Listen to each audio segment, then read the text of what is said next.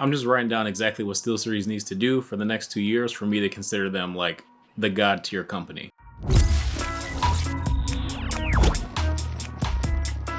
Believe it or not, I'm actually a huge SteelSeries fan. The first mouse review, I'll take that back. It wasn't the first mouse review. It was the first mouse that I actually like loved was the SteelSeries Rival 600. So I'm really just waiting for SteelSeries to get back to, I guess, where they used to be, or at least my mental state of like where I used to think that SteelSeries would rank among other gaming companies. Right now, it's not looking so good. Like really, other than the Apex Pro, which also can be improved, they don't really rank that highly for me, as you guys probably seen in my tier list. So out of all the other companies that I put in that tier list, I'm probably only gonna make a video for now on SteelSeries on exactly what I want to see from them over the course of the next like year and a half for me to consider them an S tier company. I mean an S tier company. So let's go ahead and start off with the headsets. This is gonna be quick. I don't like the current SteelSeries headset design. It's not very flexible at all, and my head is huge, so it just does not work for me. I find that the ear cups, like the swivel, or I should say the lack of adjustability and just relying solely on that floating headband just does not work for me. I need vertical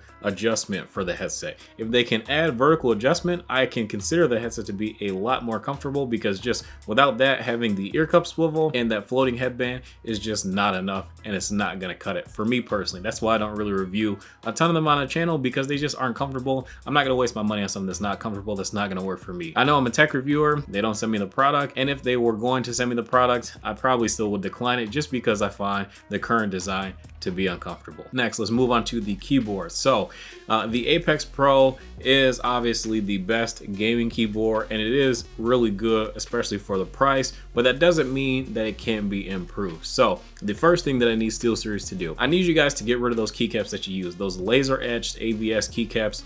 Those are garbage. Get rid of those. Okay, replace them with double shot PBT or double shot ABS. Just something that does not collect nearly as many oils as those laser etched ABS keycaps currently. Double shot ABS is a lot nicer. The ledges won't fade and they won't peel over time either, and they also won't collect nearly as much oils as the laser etched ABS does. Double shot ABS is going to be better, but honestly, I would just say go double shot PBT with shine through if possible. That would be much nicer, and it would be a lot more in line with a lot of the other companies like Razer using both double shot PBT as well as ABS, and I believe even Corsair now uses double shot PBT too, but don't quote me on that. I can't remember. I haven't really used a lot of Corsair keyboards except for the K65 Mini as well as the K100, which I believe both have double shot PBT. Continuing on with the keyboards, I really want to see SteelSeries release an Apex Pro 65% or Apex Pro 65, whatever they want to call it. If you're going to release a 65%, don't skimp on the OmniPoint switches. Just make the entire keyboard all OmniPoint. Don't do the crap on the Apex Pro TKL and the Apex Pro full size, where you have OmniPoint on the main portion of the keyboard, the 60%, and then those red switches on the rest of the board. First of all, the keyboard is way too expensive for the whole board to not be covered in those OmniPoint switches. Second of all, those OmniPoint switches are honestly the best in the game. They're extremely smooth and they feel really, really good, and they also sound pretty decent as well. So release a 65% entirely covered in OmniPoint. That way you got a 65, you don't have to worry about releasing a 60%, and I'm pretty sure that that will satisfy pretty much everybody out there, and you would be really winning if it has a detachable USB Type-C cable. If it still includes the OLED, I'm fine with it, but if not, that's cool too. But I don't really know where exactly you would put it if you do like just a regular 65% layout, not loadout. What the heck, this isn't Warzone. Regular 65% layout. But if you do something like an exploded 65% layout, then maybe you can go ahead and throw the OLED screen still on there. But to be honest, I don't really think that that matters too much. It's just nice to have that OLED screen because you don't really have to dig into the software to change like RGB effects and your actuation points and stuff like that. So I do think that it would still be pretty useful. Now, don't just do a 65% Apex Pro, also do a 65% Apex 65 or Apex 7 equivalent, whatever, for about $110. I forgot to talk about the pricing, but the Apex Pro.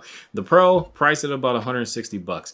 The Apex 65 regular with the red, blue, brown switches I believe you have. Make that like 110 or 120 bucks. So there's like, you know, a pretty good price increase to go with the Omni points, but still a decent amount of money to save, you know, in terms of value and whatnot without going with those Omni point switches. Do something really cool with the layout, and I think that you guys would be in a really good shape for the future, because once you change those keycaps, you add a modern 65% layout, I think that everybody is going to be on the same page that you guys would probably make the best gaming keyboards undisputed. Like having the Apex Pro, it's like, okay, everybody else can do whatever they want, but this one is going to be the best. Next, let's talk about the mice. So let's please, for the love of God, update the Rival 600 range. Update the 600 and the 650 wireless.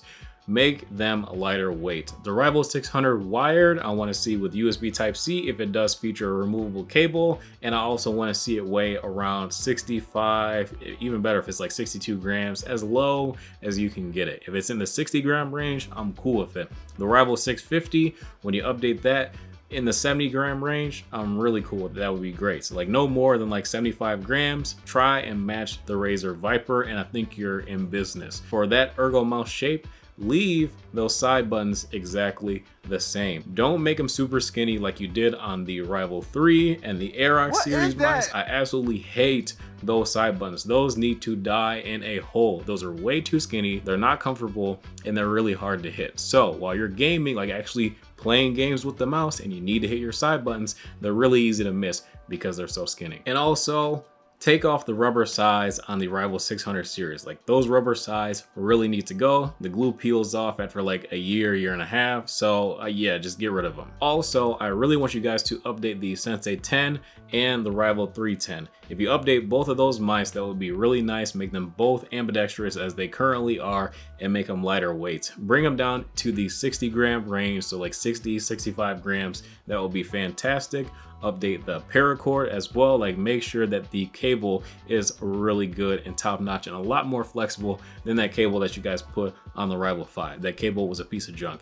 It looks great, it feels great in the hand, but I don't really care about that. I care more about the flexibility and the ability to use the mouse well. I'll be honest with you, the mouse feet on the Rival 5 are pretty good, so I don't really think that those really need to be changed, but I would like to see improved mouse feet as well. Just improve them as much as you can. And I really think that a new Sensei 10 and Rival 310, or just one of them, would be a really great competitor to the Endgame Gear XM1. Lastly, let's talk about mouse pads. I'll make this one real quick. The QCK, I just don't like it. It's slow, it feels cheap, therefore I'm just not gonna buy one. And that's pretty much it. SteelSeries, if you do all the things that I say in this video, or even part of them, I'm pretty sure that everyone's opinion of you is gonna go way up. Like, I think of you pretty highly as a company right now, and you're also declining rapidly because it seems like you guys aren't really listening.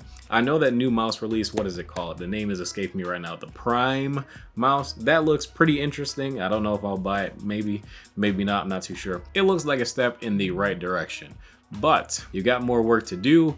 Basically, I just told you everything that you guys really need to do, and I'm pretty sure that you'll get raving reviews from everyone if you listen to all the feedback that I just gave you. If you guys want to help me out, tweet this video at SteelSeries, and hopefully they see this video and they can make the appropriate changes. I'm giving you a playbook. This is what you need to do. It shouldn't be that hard at your scale, I would hope. So I really hope that you guys are working on a lot of the things that I mentioned before I even made this video. If you are, you're already ahead.